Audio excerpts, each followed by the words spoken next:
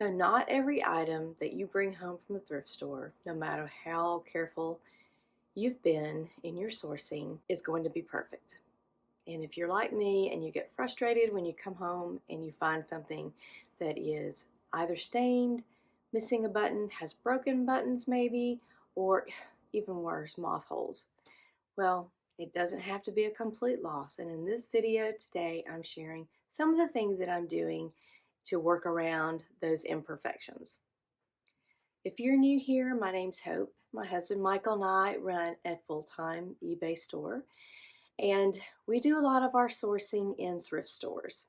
And one of the things that we love about that is that we are keeping items from ending up in a landfill, or even worse, being dumped on a third world country someplace. So we feel like for every item that we bring home and we clean up and list and sell and provide it a new home in someone else's closet, we're helping to do our little part in keeping quality items in the economy and out of a landfill.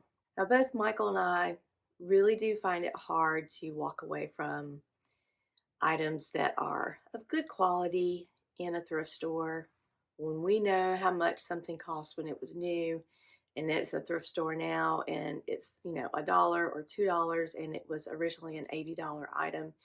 We do have a hard time walking away from that when we know something is good quality. Now, granted, there are plenty of things that sold for $80 that are not worth even the $2, but we do like to focus on those things that we know are good quality conservative styles, and that's kind of what we focus on in our store. Even as careful as we are, we do miss things. Now, typically when we go sourcing, Michael and I source together on most days, and we generally will walk into the store, we both grab a buggy, and we go in different directions. Typically it's me picking up pants and him picking up shirts, or we're in different rows. And then we converge and we come back together and we put our buggies together. We take all the items from one and put it on top of the other. And then we kind of go through and we check each other. And then we make that call of, is something fair, good, or excellent? Now, one of the changes that eBay has made recently is a change in item conditions.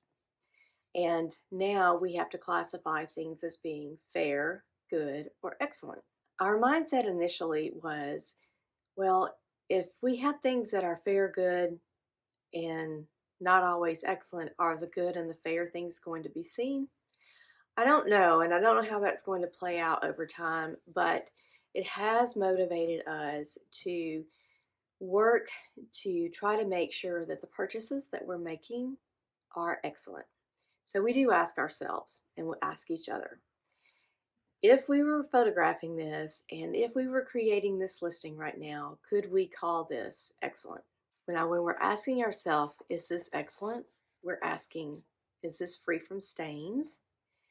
Is this free from missing buttons? Is it free from broken buttons? Is it free from frayed hems? And is it free from moth holes? These seem to be the majority of the issues that we face in our stores. If the answer is no, that the item is not free of any of those faults, then we do put it back. We just do the best we can, and we can't buy everything and we can't save everything from the landfill. We're just trying to do our part. Using that as our standard has allowed us to be able to say no to a lot of things and to hang it back up and walk away from it. Even as careful as we are, with me checking my picks and him checking his picks, and then we check each other's picks, and then we still look at it together, we still do end up at home with some things that we probably should have left. Here are some of the ways that I'm dealing with stains, holes, buttons, mainly buttons, and moth holes. Now, when it comes to stains, typically the main areas that I look for is going to be around the collar of a dress shirt, and definitely pay attention to pit stains. I've been amazed at the number of shirts that I have found with really bad pit stains in them, and sometimes, well, I just wasn't looking for that in the beginning. Now I am looking for it because I've done a lot of cleaning. But those are two of the main areas. And then also just making sure that the front of the shirt is clear of any stains or oil stains or small holes.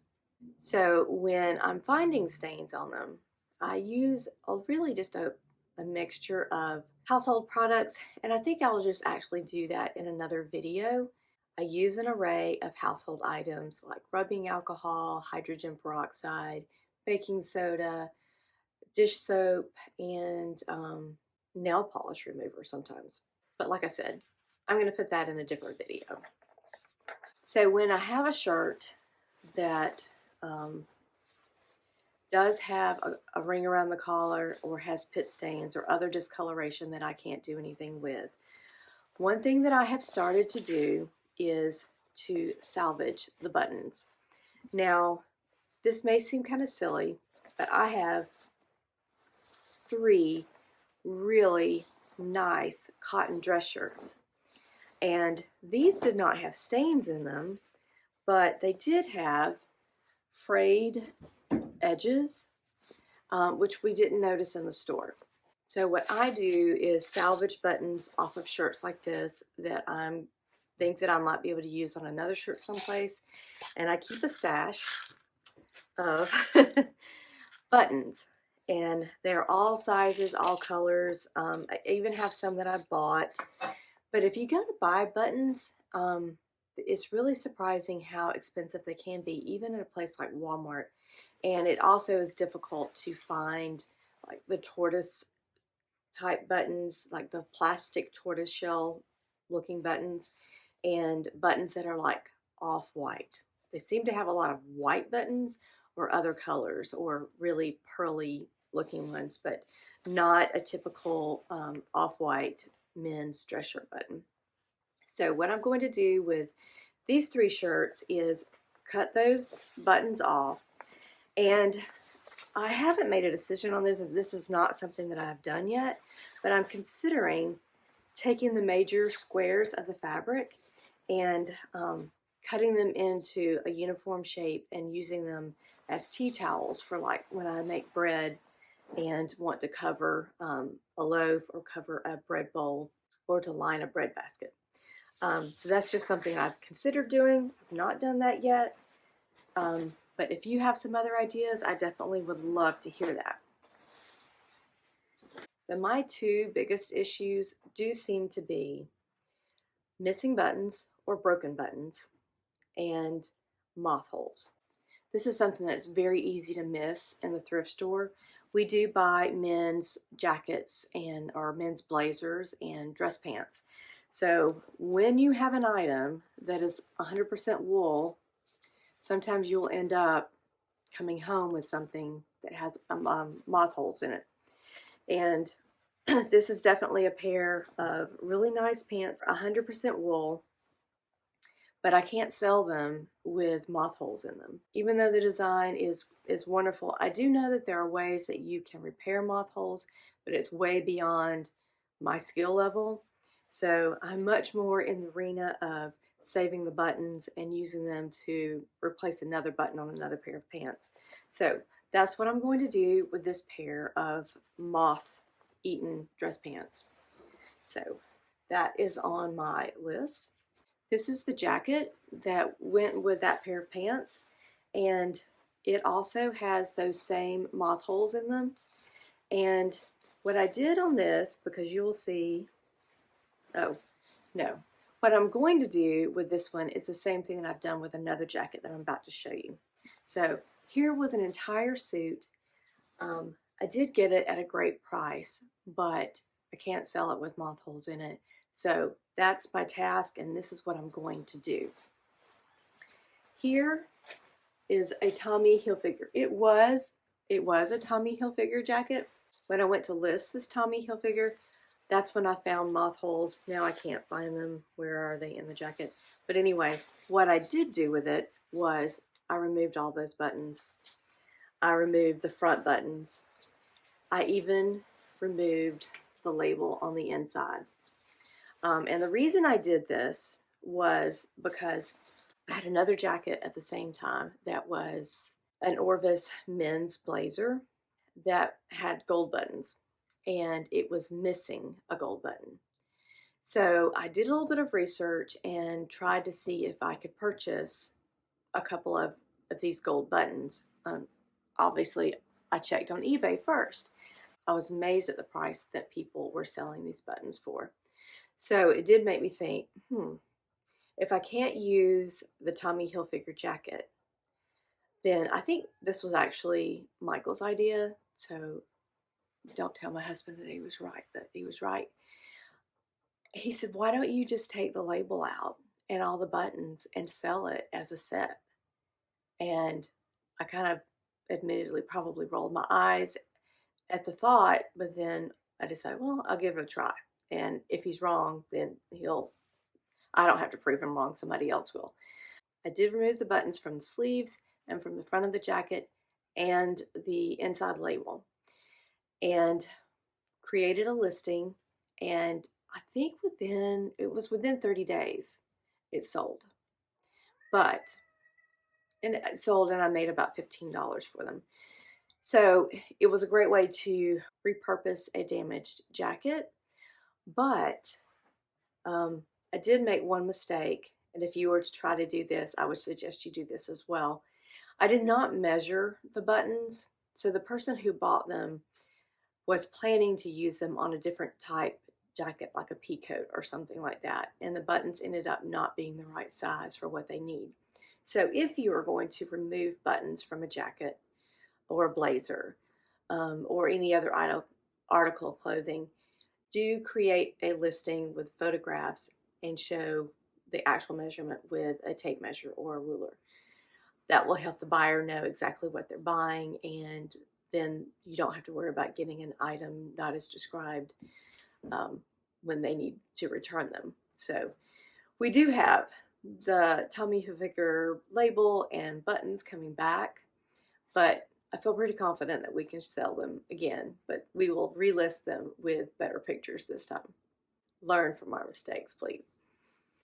Another item that I found that's in my pile is another Tommy Hilfiger issue.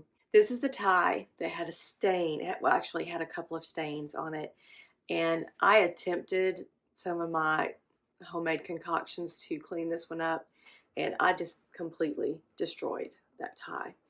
So obviously I cannot sell it like this, but here is another issue where there's a label that someone else might want. So even though I can't sell the tie, I'm going to remove the label and see if I can sell that as well.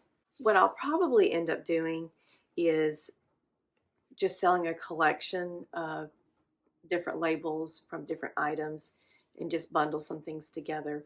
But just like, a nice little handy assortment of buttons, a handy assortment of some labels is a good thing too, because we have also seen things in the store where the original owner cut the label out because, nobody likes labels or tags sticking them in the back. So, sometimes it would be nice if you could put a label back into a piece of clothing. But anyway, I am going to take my buttons that I've gathered from something else, add them to my collection, because I also have a pair of shorts that are in the pile that are missing a button, and they needed the little tortoise shell looking buttons. So that's my task for this afternoon. I am salvaging buttons, I am working on some stains, and I'm creating some breadbasket liners from some really nice white cotton shirts that can't be worn now. Another thing that we did with another jacket is check to see if you can move or rearrange buttons. We had one particular jacket where it was a 2-button jacket, or actually it was a 3-button jacket, but it was designed like a 2-button jacket. So it had one button that ended up behind the lapel. Now there was still a buttonhole on the other side, but the button was completely covered by the lapel for some reason. So on that jacket, which I thought was going to be a loss, we just ended up moving the button that was from behind the lapel down to where the missing button was. So it became a 2-button jacket that just had a 3rd hole in it, But we disclosed that in the listing, and that jacket did end up selling for, I'm thinking it was about $60, or I'll find the listing and stick it in this video. But we did make some good money on that one, and all because we were just creative and we didn't give up on an item. So clearly I have my work cut out for me for the afternoon. Lots of things to do and take care of, but it's going to feel good to get those things knocked off my list. So let me encourage you to go to your desk or your table, pull out that bin of items that need some sort of repair, and see if you can't utilize some of these techniques to make that item sellable again. And if you have some more tips and tricks, we would love to hear them. I'm always open to hearing new ideas for ways to deal with items that I think might be unsellable. Okay, so I have my work cut out for me. I'm headed to my table, and I'll catch you on the next one.